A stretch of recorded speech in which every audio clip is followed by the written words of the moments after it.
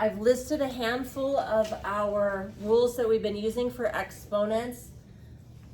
The first rule that we're going to apply here is I have a power raised to another power. So hopefully you remember to multiply, right? Power to a power. Multiply. All right, so I'm going to take 3 times negative 7, and I end up with y to the negative 21. Negative exponents are not simplified, so the way that we can change those to positive is to use this mantra: cross the fraction bar line to change the sign of the exponent. This y to the negative 21 is in the numerator, the top of the fraction right now.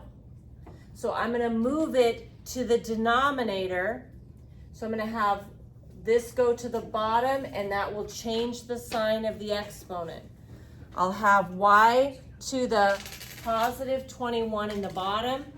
And since I've moved everything out of the top, I'm going to have a 1 up there. So I have 1 over y to the 21. Okay, the next one here, power to a power, multiply. So negative 3 times negative 3 is u to the 9th power. I have a positive exponent, so we're done. Okay, this last one, power to a power, multiply. Negative 1 times 2 is u to the negative 2. And now I can't leave that with a negative exponent.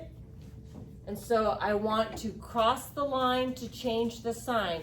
I know I don't see a line, but everything is always over 1. So there's an invisible fraction bar here. So I'm going to move this to the denominator, and it's going to change that to a positive 2.